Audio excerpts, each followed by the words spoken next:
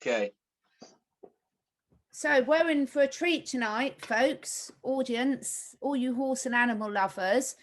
I am lucky enough tonight to speak to Johnathan Marshall. I'm going to let you introduce yourself in a minute, Johnathan, but I first found out about you through the horse connection because I'm a mad horse lady as well, but in a different way to you, I think. And I love the falcons. My dad was really into birds of prey, and I would have spent many a day in my youth going around to many demonstrations. Cheers, by the way. Cheers. My wife as well. Cheers. As well. Cheers to all. Let's not worry about anything. Cheers. Yeah. Exactly. It's reached that time of day where I don't worry about anything. So yeah, tell us a bit about yourself, Johnathan, and then I'll tell you how I found about you. Tell everyone a bit about yourself. Right. Gosh, depends how. Wait.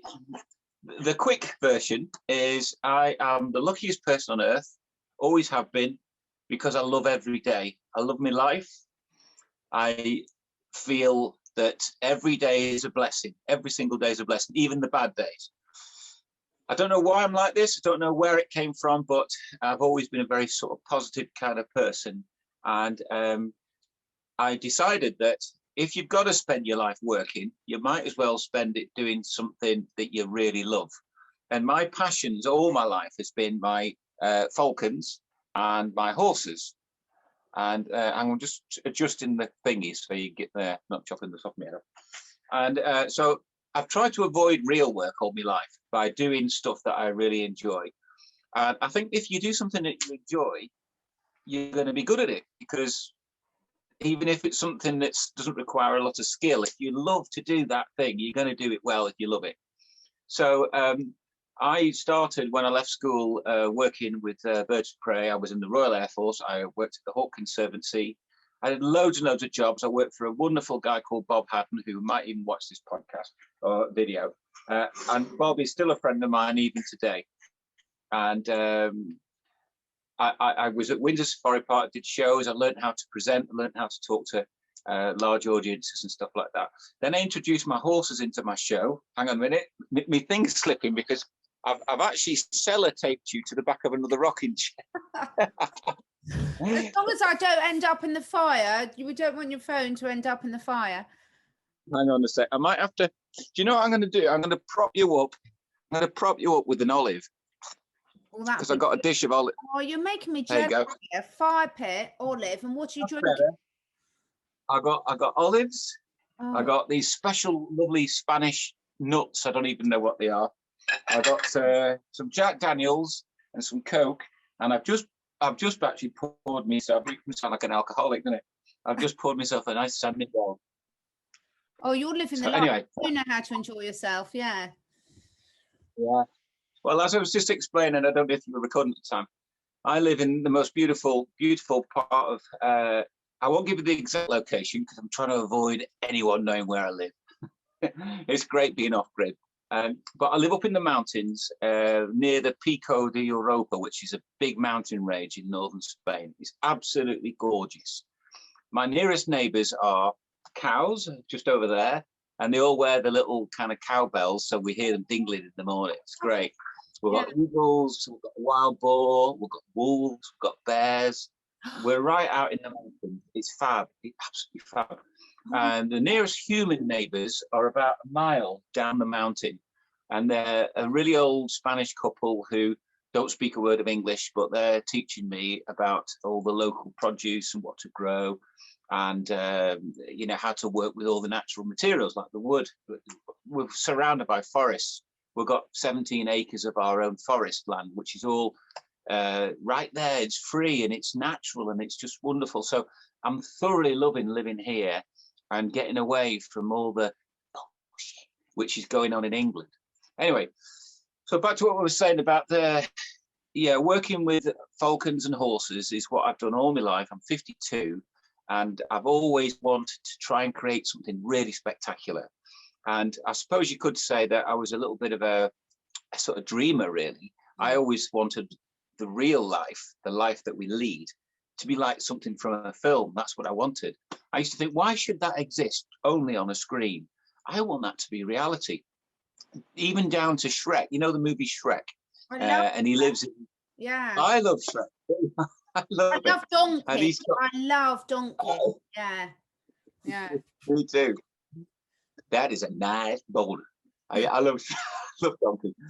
But one of my children, whose name is Saul, who's now 17 and he's 6 foot, we used to watch Shrek all the time. So, you have these little lines from a movie that you could quote and the other person knows exactly what it is. So if he watches this little video, he'll know exactly, because when I used to say, that is a nice boulder, he used to laugh his head off. Anyway, so yeah, that's what I tried to do, make my life just like something from a film.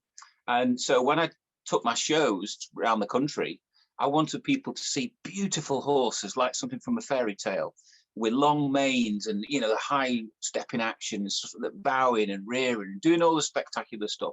So I got Spanish horse. Feel inferior now? Pardon? I said, don't you make my little Shetland pony feel inferior in any way? No, they're all gorgeous. I love all horses. In fact, I love all animals, regardless of what it is. A lot more than humans. Yeah.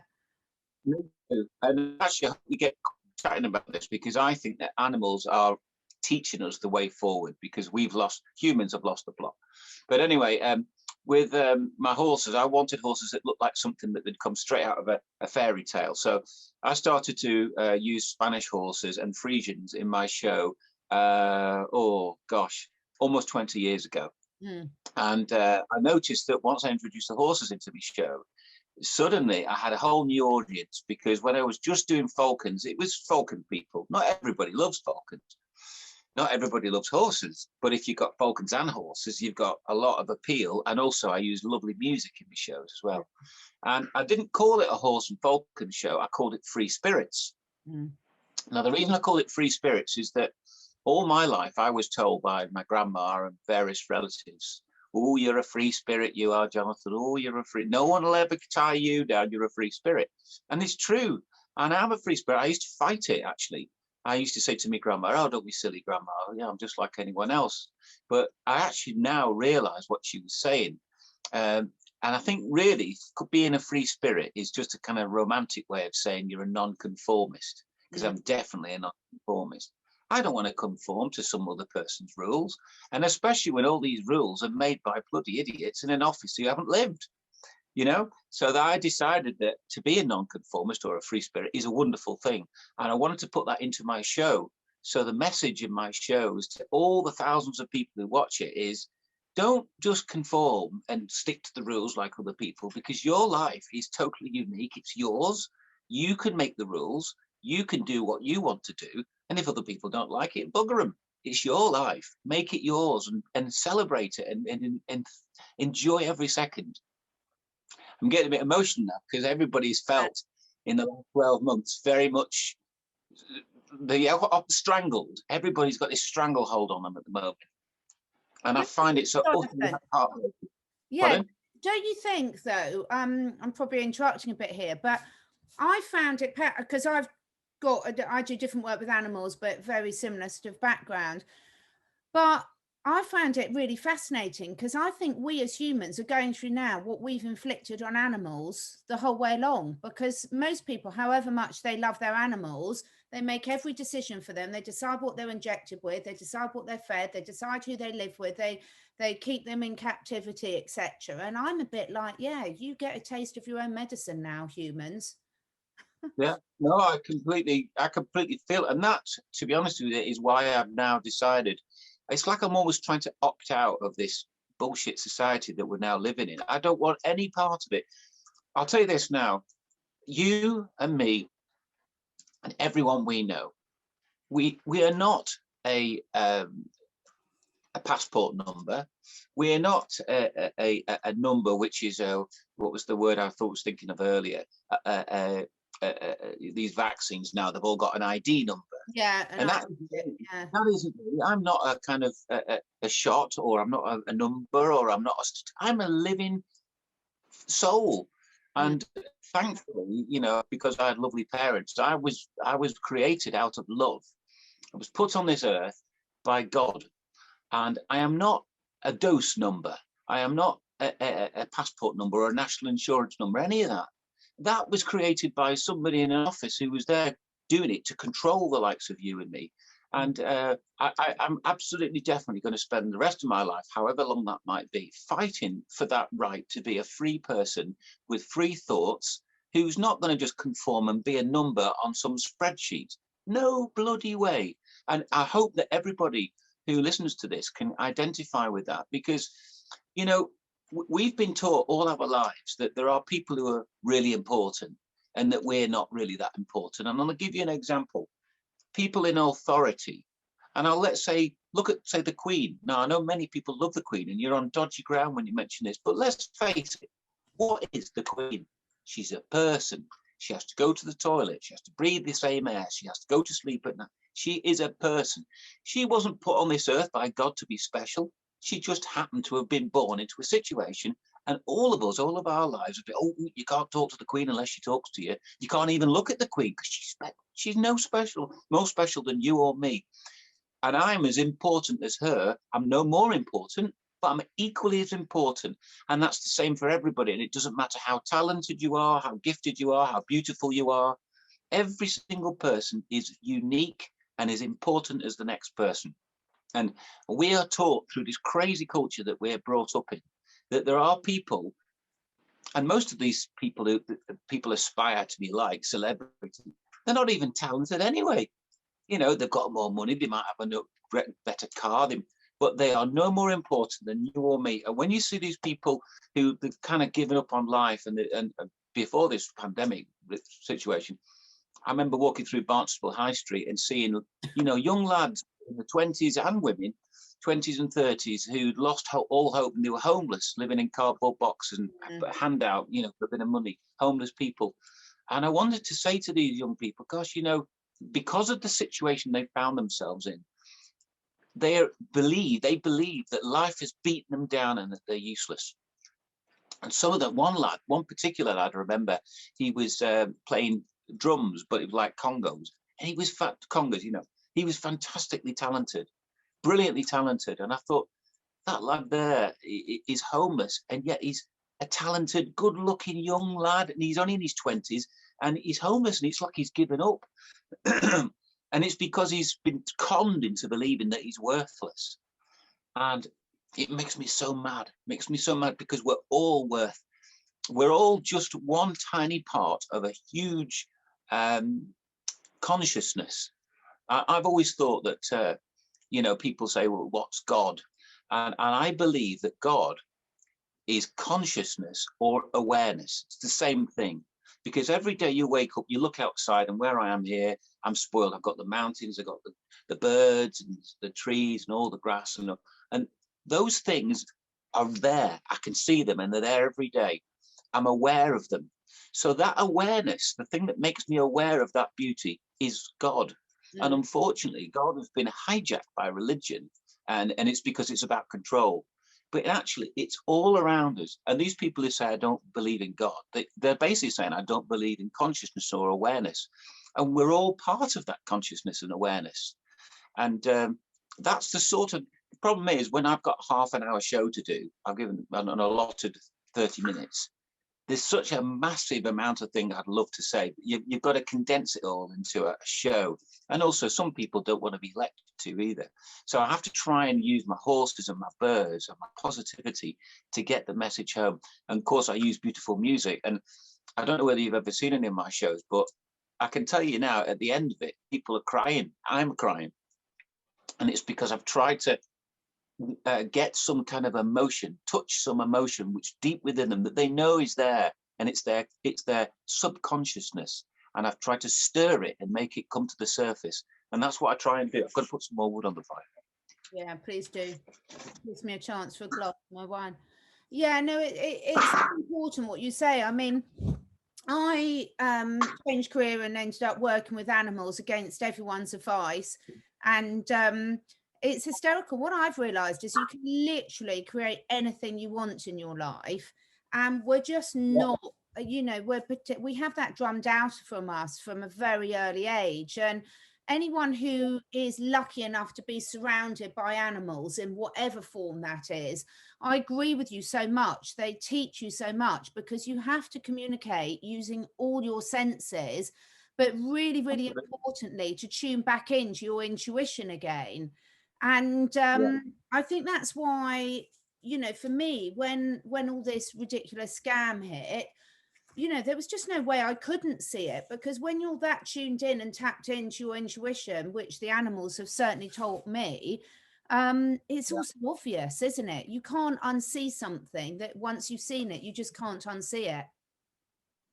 Well, that, you know, that is the best phrase, and I've used that myself so many times. When you've seen the truth, you can't go back. You can't unsee it. No. It's a bit like swimming in water. You can stand on the edge of this all your life, and the moment you've jumped into a swimming pool and felt the water around you, if you get out, you always know what it's going to feel like because you've been in it. And that's exactly what this is like. And you're absolutely spot on right. The animals teach us this all the time, because you can watch the television, the viewers who are listening to us can watch the television tonight and get themselves into a right paddy, frightened, listening to all the bullshit that the barbars. You're all worried, oh, I've been told this, I'm scared of that, I'm worried about that. You go out into your stable or go and see your dog or whatever animal it is, and they're completely unaware of it. And they're completely right to be unaware of it, because the thing that's making everybody scared and everyone conform and worry is the lies, and it's the constant propaganda and fear that's being forced upon everybody, which is making them conform. And that tells me one thing, that the people who are doing this are doing it to frighten us so they can control us. That is what it's all about. Now, almost a year ago to the day, I think it's be a year next week. Yeah. I was in Spain this time last year, the exact same date, but I was in on the other side. Where the hell was it now? I can't remember where it was now, but anyway, I went looking at horses. Beautiful place, right in the middle of nowhere. And this was the day that all this mask wearing and pandemic sort of broke. And I remember doing a video, and I said to all the people who follow me online, I called them thrill seekers. Hey up, thrill seekers. I said, don't worry about all this pandemic. It's a load of own nonsense. It's just there to frighten us because they want to control us. And I put it online, and do you know what? I got absolutely slated for saying it. I saw that. And after, yeah. Oh God, honestly. After about a week, I thought, oh, I'll take it down because I don't want to offend anybody. I wish I'd bloody kept it up there now, because I took it down because of other people attacking me. But I know, and you know, I was absolutely spot on right. Exactly. Because that's what the whole thing has been about. It's been about control. And that's why now we're onto this vaccine situation where, I mean, where do you start with that? If you take the vaccine, it's not going to protect you, stop you from spreading it, stop you from all the things that a vaccine should do. It doesn't do any of them. So what's the bloody point in having it? The point in having it is to everyone though, Jonathan, because they're now saying, oh, you know, all the results are showing it's massively reducing death and that it does protect people. That it's not based on any data, but no one asked to see the data. It's just complete bullshit. You know, we could all say this and just, you know, look with a serious face and pretend it's true, and no one questions it. It's unbelievable. Absolutely. There's so many bits where you could go off on about it. It drives me mad because the biggest thing that scares me, I love my mum to bits, right? Yeah. She's the most wonderful, beautiful, kind, innocent, wonderful person you would ever meet, my mum. I absolutely adore my mum. And I know how precious my mum is, because I lost my dad and various different family members. And my mum is kind of the last one of her generation left. And she's only, I won't tell you how old she is, because she probably wouldn't thank me for it. I know that the years I have left with my mum are very, very precious, because she won't be around forever. None of us will. And the thought that my mum is being frightened into taking something which I am convinced is sinister and could actually harm her. I don't want to even go into what I think it's going to do, because it's too frightening to even comprehend. But the fact that that is being enforced on her it makes me so angry, so bloody angry, because we've got an immune system. That's what God gave us, an immune system to keep us healthy. And we know that, excuse me, 99.7% of the people who get this survive. So 0.3% might die, which is about the same amount of people who might die from the flu or any other bloody thing. Exactly. Why are we all injecting ourselves with all this? And it's untested. We don't know. It's only been around for a matter of months. If we were like 6 years into it and it was, it had been tried and tested, and we knew that it didn't have all side effects, etc., then I think, well, fair enough. But at the moment, basically everybody is a human guinea pig. They don't know what the long-term effects are going to be. And that is my precious mum that they're frightening into. Guinea pigs. I've got guinea pigs. I'd never give them the vaccine. But, you know, I'm so with you on that, because I unfortunately lost my dad last year, and all his cancer treatment was stopped, and it was horrific. And my mum is so, so precious to me. And, you know, the anger I felt for this, and it's all very well people saying, you know, everyone's got informed choice, which they do have. But my whole point is no one has been given informed choice, because they've been completely lied to. So when your doctor is phoning you up and saying it's completely safe, that is downright lie, you know, and they're being coerced into doing something, as you say, based on the fact that actually the risk is just not worth it if you do a risk management assessment on it. But, you know, I strongly believe that COVID stands for Certification of Vaccine Identification, and that the whole aim of releasing this was the vaccine in the first place. Now, I might or might not be right. Who knows? Time will tell.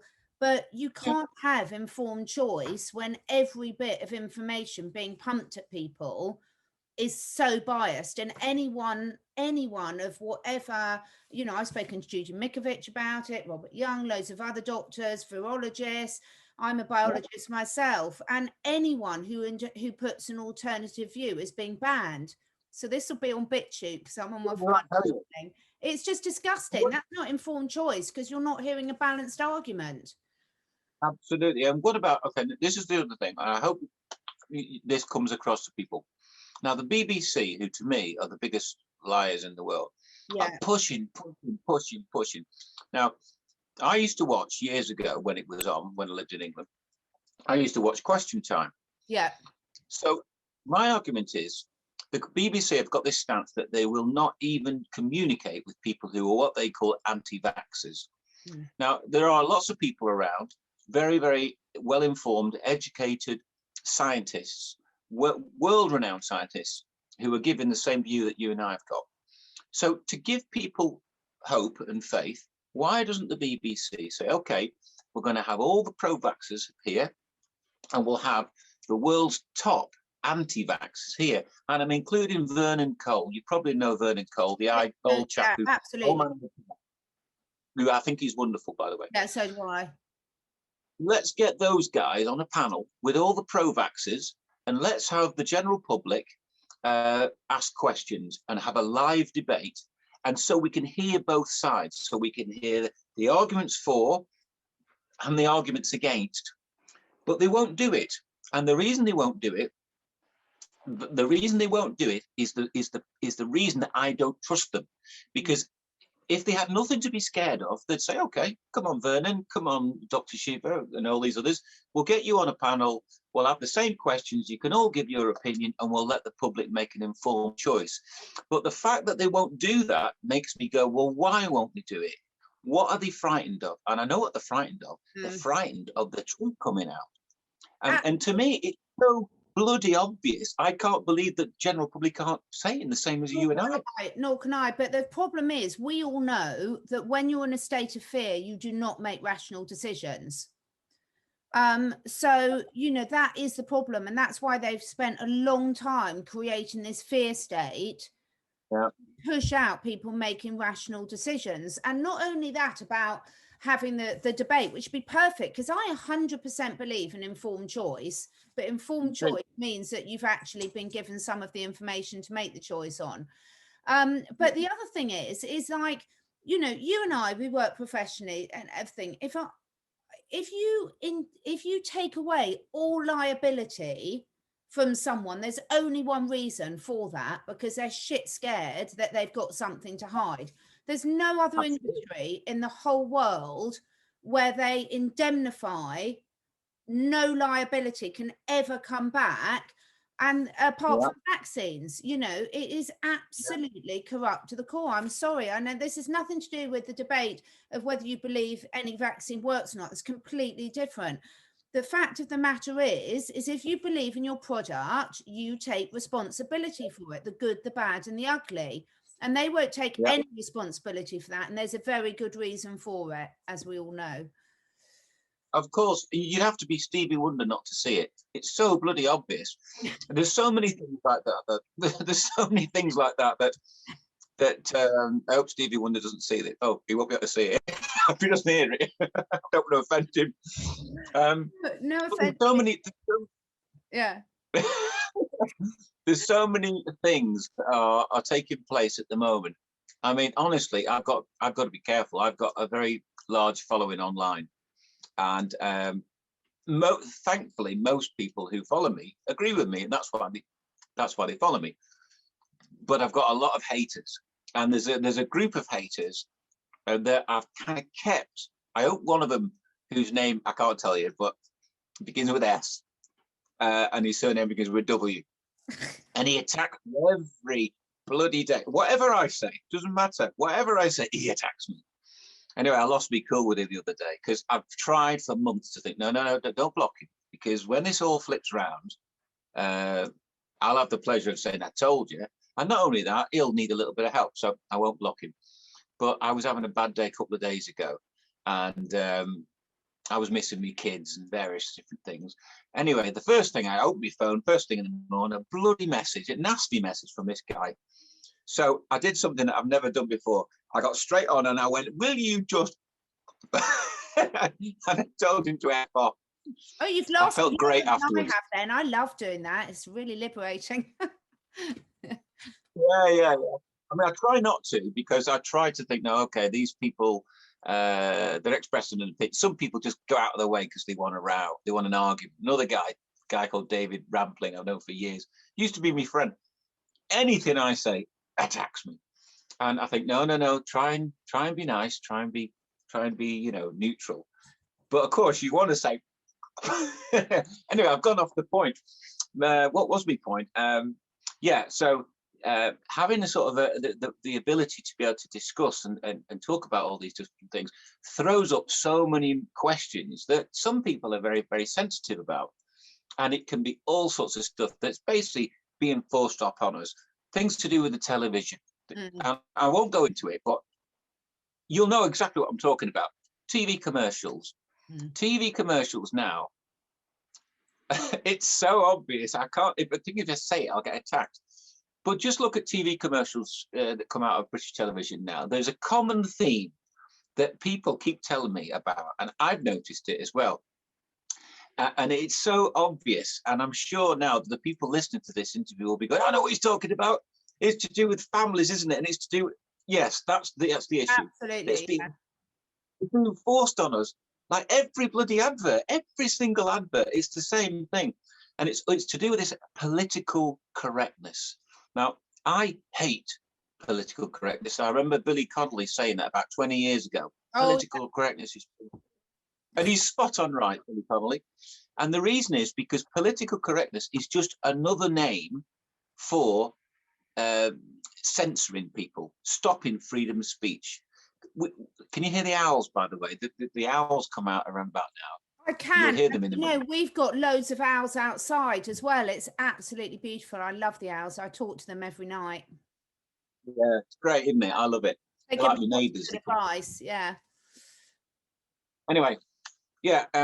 So political correctness, which, of course, you have to be very, very sensitive about offending people, but it's gone too far, because now people, they scan the internet looking for things to be offended about on behalf of someone else, not even them. I'll be offended on behalf of him. This was what it's madness.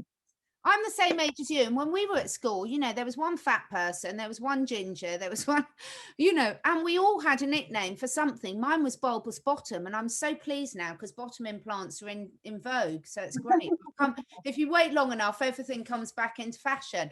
But, you know, this is just ridiculous. It really is. You know, I've got two children. God, they're really old now. One's just turned 19 and one's just turned 21. And you must be really old, man. Yeah, really. I'm only a few months older than you. I like to pickle myself and whine. But, you know, it's not ridiculous. So my daughter is the most phenomenal football player. And you're watching a football match, and you're trying to describe someone.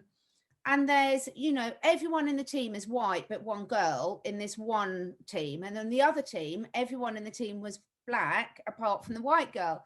And you could hear all the parents sort of saying, and which one's your daughter? And they're going, she's number 7 with the white boots. And you're thinking, she's the only fucking white girl in the team. Why don't you just say she's the white one? It was absolutely comical. You know, it really was. But is that insulting in any way? Of course it's not insulting. If someone's black or if someone's white or someone's... That's not you being racist. That's not black. It's just a fact. Yeah, I mean, you know, if someone said to me that white man, Johnathan Marshall, I wouldn't go, "How I'm offended because you called me white." I am bloody white. You know, if I was black, if I was black, I'd be black. At the bottom of the garden, I've got my 3 ponies. One of them, Romeo, came wild off the New Forest. So I've got a grey, chestnut, and a bay. And you know, if I'm describing them to someone, I'll say Romeo's the bay. Yeah. Of course you do. And he doesn't get upset with me about that. I can promise you, he's quite happy with that. Yeah, but no, it is hysterical, the political correctness. But you know, sort of coming back to it all, as I said, I think I've been watching this. It's almost like I feel like I'm the owl sitting up in the branch, looking down on it all, because for years and years I've been completely mad and trying to. One of the things I do is try to help people who've got animals see the world through the animal's eyes. And we all think, you know, when I've made some horrendous mistakes over the years with all my animals, and you hopefully learn by them. And that luckily animals are very forgiving. But, you know, when you look, even now, people are sort of saying, you know, all acting like sheep or it's like cattle to the slaughter. And I'm like, you're missing the point. We shouldn't be doing that to the animals. You know, it's when you know, if you look at karma in terms of how you treat other sentient beings of whatever species they are, will come back to haunt you. And I think I do see some irony in the fact that, you know, a lot of our liberties have been taken away with us in ways that humans in you know, the UK and Spain and America, obviously there's many places in the world where they've been putting up with this for years. But, you know, you just think, well, I really, really hope that the penny starts to drop about how you're behaving in other aspects of your life, whether it's with your children, whether it's with your employees, whether it's with your animals or whatever, to start looking at things through a fresh pair of eyes. Well, you know, funny you should bring that up, because as a falconer, somebody who uses birds for hunting, when I was a younger man, I'm in my 20s, I never thought twice about going out with a bird of prey and hunting and catching a rabbit or a pheasant or a partridge, and obviously the bird would kill it and the bird would eat it. Or sometimes, if you caught 2 or 3 rabbits, you might take a couple of rabbits and eat them. I did that, skin them, so on. And I did that for years when I was a younger man. I would say right up until my 40s. Now, something happened, and I think it's to do with becoming a dad.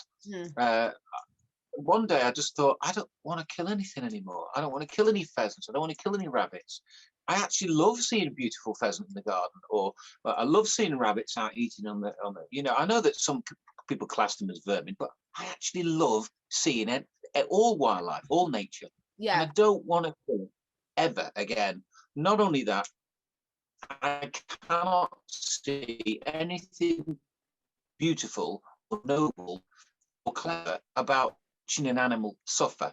Yeah. Now, so I decided that I wasn't going to do any more hunting with my birds. And if they catch something, which they do, I've got one of my birds, a falcon, I've got a peregrine called Duchess. She catches crows quite regularly. but that's because she's a falcon and she sees a crow, she goes and catches it, and and I always would let her eat it if she did it, because that's nature. Yeah. But for me to go out and flush a pheasant or an animal, a rabbit, into the path of a waiting hawk to kill it, I don't want to do it anymore. And I'm not going to say to other people, you mustn't do this. If that's what they want to do, that's fine. But for me personally, my choice is not to kill anything, and to actually enjoy seeing animals everywhere I go, because I really, really love them. But when I came out, I always felt like I would imagine what it was like for gay people, who they have to come out and tell everyone. I kind of came out with this about, I don't know, 3 months ago, and said, look, from now on, I'm not going to do any hunting. Hang on, Nick, put a little log on the fire. I'm not going to do any more hunting with my birds. I don't like it. And I think that the whole idea of killing animals is not nice. I'm against it. Well, I got absolutely slated by the falconry fraternity for saying that. And it's a sort of, it's a bit like you're either with us or you're not, sort of thing. Yeah. Now, do you remember a few years back when they decided that they were going to ban fox hunting?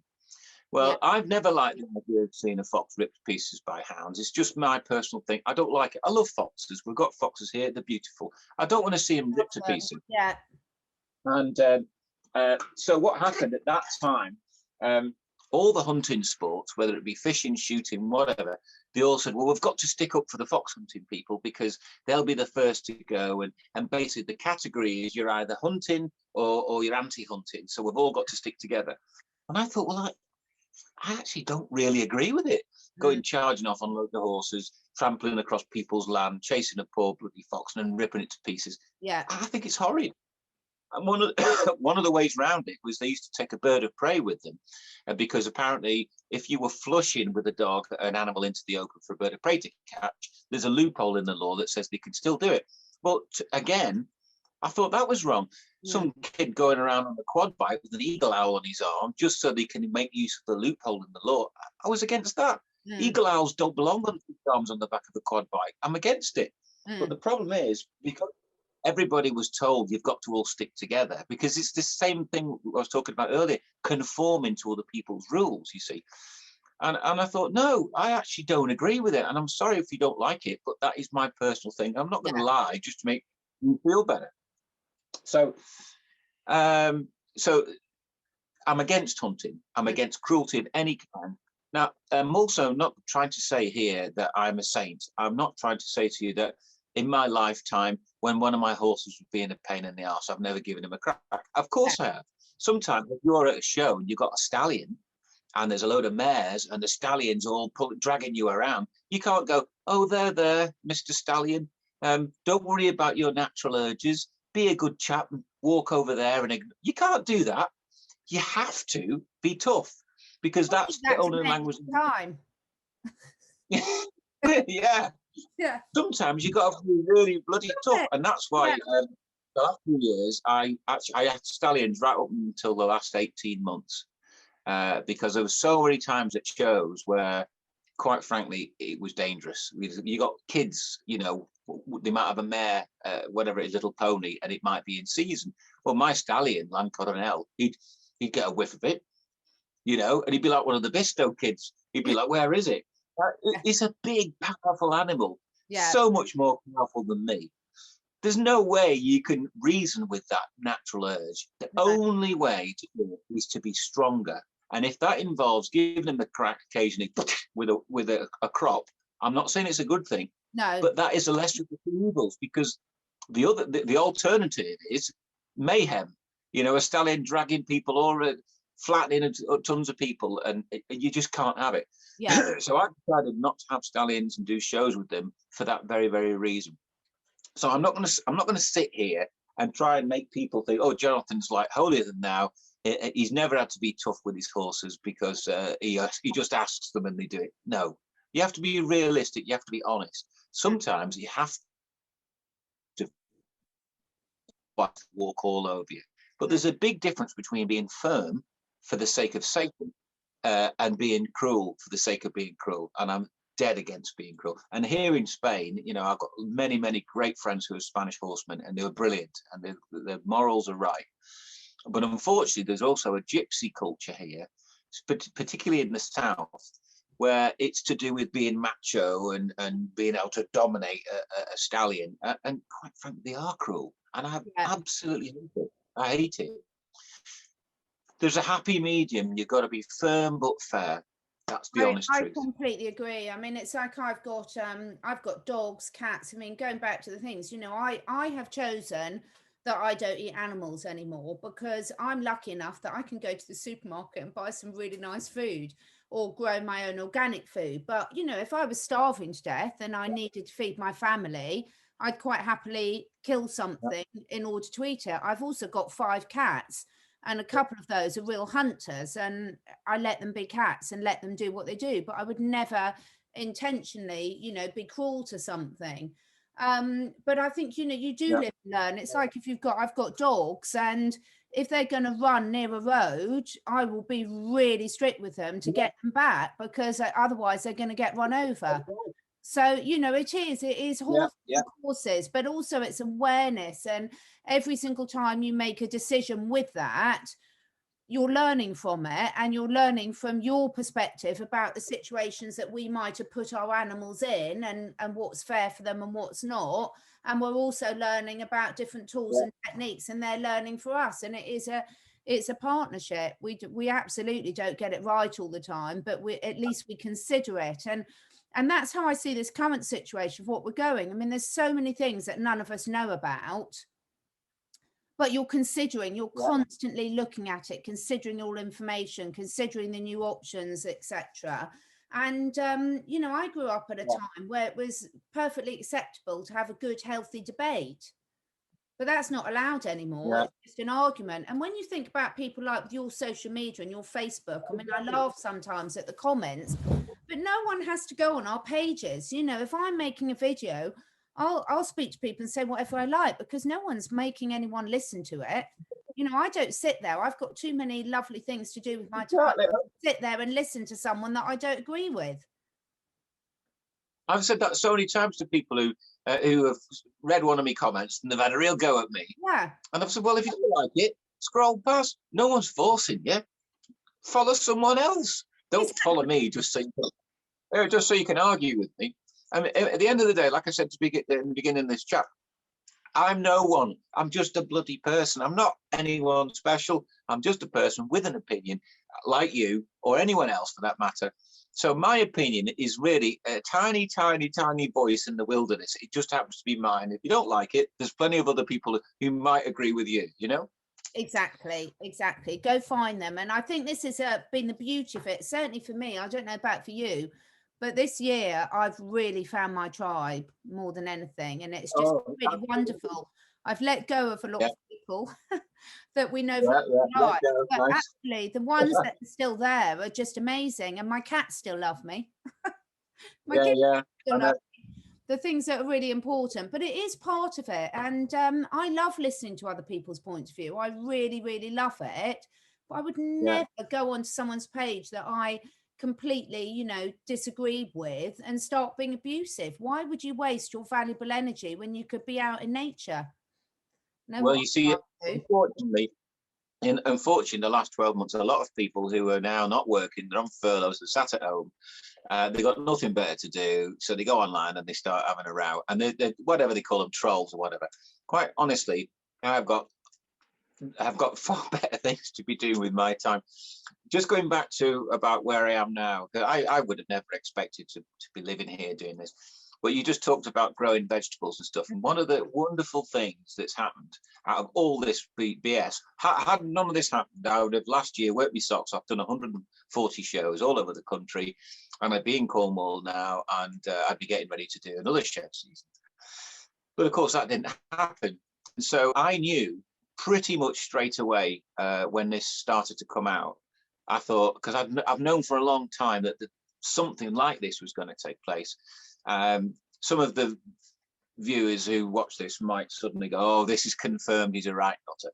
But I've listened to David Icke for at least 10 years. I love David Icke. He's fantastic. He's just brilliant. And I mean, so misunderstood by the majority of people. They all think he's a nutter. In actual fact, he talks true. It's more all sense come than true. it's all come true. Yeah. He talks completely up to sense, and I've been listening to him almost like a closet David Icke fan for a long, long time. So I was aware that something like this was likely to happen. I remember saying this to my sister in Switzerland 8 years ago. I described what we're now seeing. And I said to my sister that this is going to happen. Rubbish, rubbish, rubbish. And my sister, who I love dearly, she's a nurse. She's totally programmed, completely, not just asleep, comatose. So every time I try and talk to her about what's going on, she just shuts me down. So it's a waste of my energy. In fact, I'm one of 5 kids, siblings, and I'm the only one who has this opinion. All the others are completely programmed. In fact, my 2 brothers won't speak to me. I went to see them before. Yeah, I went to see them before I left England back in last summer, because I wanted to give them a hug and tell them I love them. I don't know when I'm going to see them again, and they both told me to F off. And these are my brothers. I've known them since we were little boys. We played football together, climbing trees, skinning our knees, and all that stuff. And now they told. I've got a twin sister. We're not identical at all, and an elder sister, and I love them to bits. So sisters, if they won't watch though, that's fine. So I can say whatever they like, because they'd never watch anything I did. And they actually told me, and I even one of their husbands, they messaged me, and I'm completely banned for mentioning it. Apparently, I'm the only person in the whole world that thinks what I do. I'm a complete nutter that's trying to kill anyone, and I'm just not allowed to mention it at all. It's hysterical. How did we end up in this situation? It's quite comical, really, isn't it? You have to laugh. What you're describing is exactly the same as my situation. And this Christmas, just gone, obviously we weren't allowed to all get together. And I thought, well, thank goodness for that. Yeah. That means I'm not going to have an argument. I'm not going to have an argument this Christmas. So going back to what we're saying, coming out here, which is completely unexpected, but it's given me a wonderful opportunity, because I said to my other half, I said, I can see what's going to happen here. We need to get ourselves into a situation where we can be off-grid, we can be self-sufficient, and if we need to, and I'm hoping we won't need to, but if we need to, we can survive on our farm without anybody else. So we can have a few animals and chickens, grow our own vegetables, have our own meat, have our own freedom, and have isolation if we need to. I'm hoping that won't be the case. I'm hoping that and I do actually really feel as though things are going to change in the coming month, actually. Why? The big picture, to do with what's going on in America, what I can see happening globally, the awareness that's taking place around the world, certain things politically that are happening in other countries. It's all steering us towards the direction that I believe for a long time we are going to go to. But anyway, I wanted to have a contingency plan. And the contingency plan would be self-sufficiency, remote living, where it doesn't matter if we don't see another soul, because actually here, we don't get anybody going past our house. Apart from at the weekends, a lot of the local Spanish guys, they go hunting wild boar, or as they call them, a jaboli. That's the name for wild boar, jaboli. And they come past, they got the dogs, they got the 4x4s. And in fact, not that long ago, when they were coming back down the mountain, my Spanish is getting quite good now. I went over and I asked them, what does wild boar taste like? Anyway, he hacked off a leg of this, he said. So I made a wild boar stew. And do you know what? Bloody gorgeous. Absolutely delicious it was. And there's tons of wild boar around it. So, and then on Sunday, just gone, I'm building some steps going up to, we've got a lovely orchard, and I wanted to be able to cut through. So I'm making these steps out of stone from our own mountain, which is fantastic. I'm not having to buy it, I just go and get it. And I heard this clippity cloppity clip, and I thought, I'm sure I can hear horses. And I stopped doing what I was doing. And 2 guys came past our track, which is a mountain track, on these beautiful Spanish horses, long manes, and the guys were wearing cowboy hats and stuff. They looked just like something out of a film. And I came over and I started to chat to them. They couldn't have been nicer. They asked about, what on earth made you come and live out here? And, what's your background? I said, well, I train horses and do shows and la, la, la, la. Oh, you must come out riding with us. We'd love you to come out riding. And here's off. Anyway, off they went. After about 15 minutes of chatting, off they went up the mountain. And I carried on working, doing what I was doing. And a few hours later, I heard them coming back. And as they came back down the mountain, they were both pissed.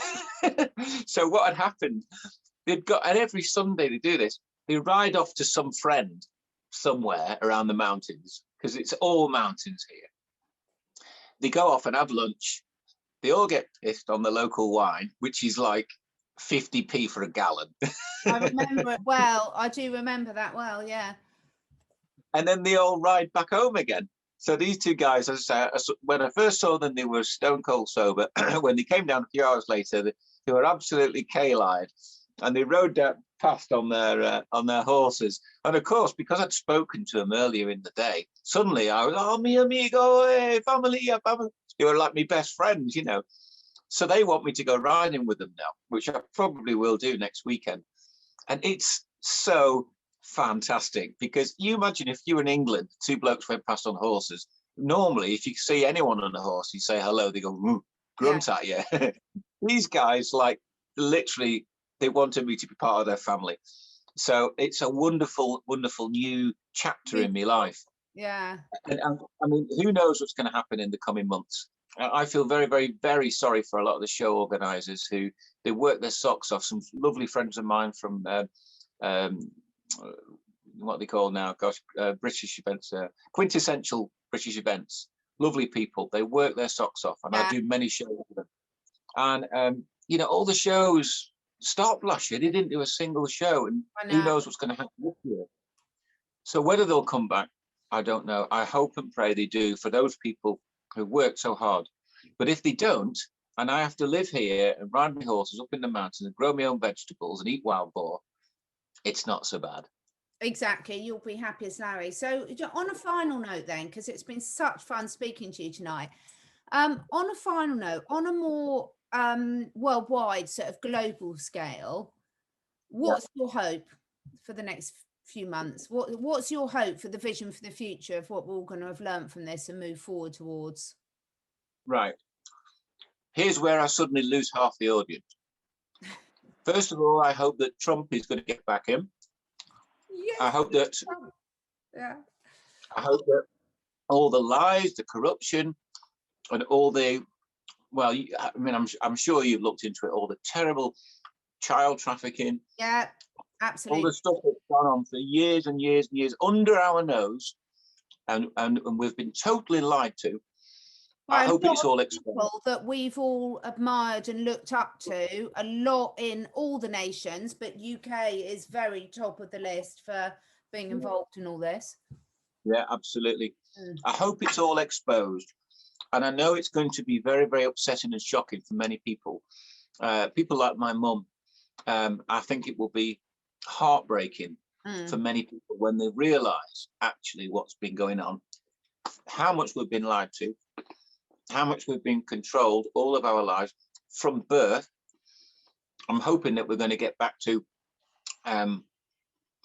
get rid of this admiralty law, the law of the sea. I want the law of the land to take over. That's what I want. I want fairness. I think we need transparency from our leaders. We need to get rid of all these corrupt, evil. They're not just corrupt. I think that the people who are controlling our lives, the leaders in our country and many other countries around the world, I honestly believe they're satanic.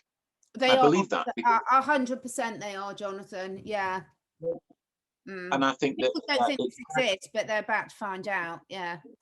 And so many people, probably people who are listening to this, will be going, what is he talking about? If people just start to scratch beneath the surface and look at what's going on, what's been going on for many, many years under our nose, they would be horrified and shocked.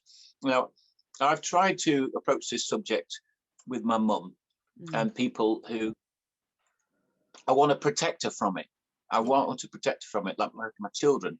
I don't want them to know all the things that have been going on because it's so horrific.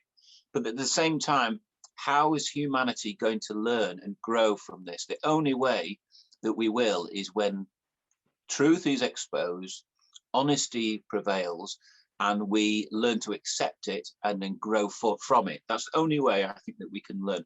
So it has to come out. And I don't think there's any point in withholding some of the information because it's too upsetting for people to comprehend, because then they won't learn the lessons. And I think that I'm hoping that when all this does become apparent, and it's drip feeding out now, there's so many more people, even in 12 months since that first video, so many more people are now aware. So it's the traffic's all going in the right direction.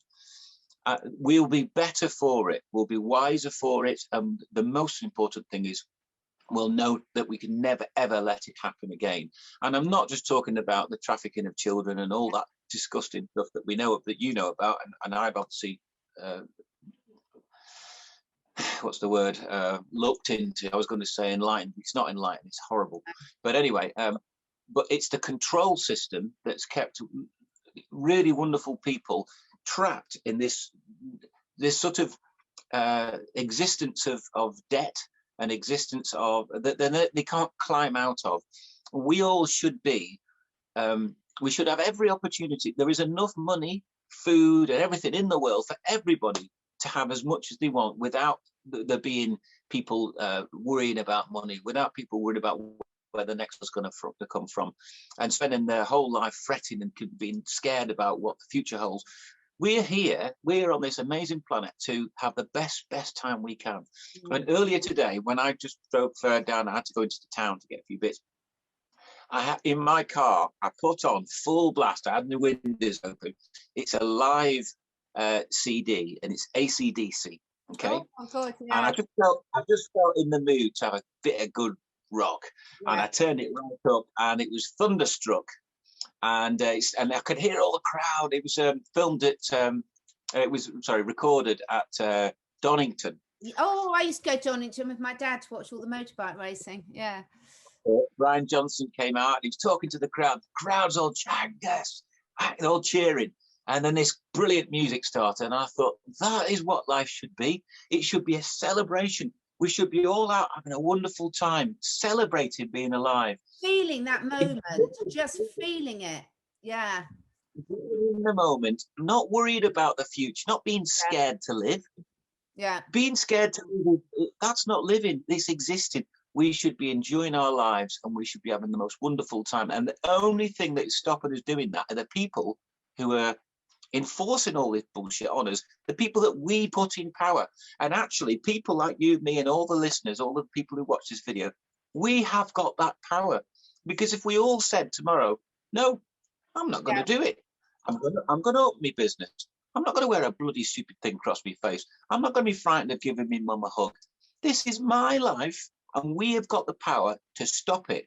And that's what people need to realize. But at the moment, so many people can't see it. But when they do see it, and they realize that we have got the power, we are the people, they're the few, we're the many, that's when things will change. And I really hope and pray it happens in the coming months.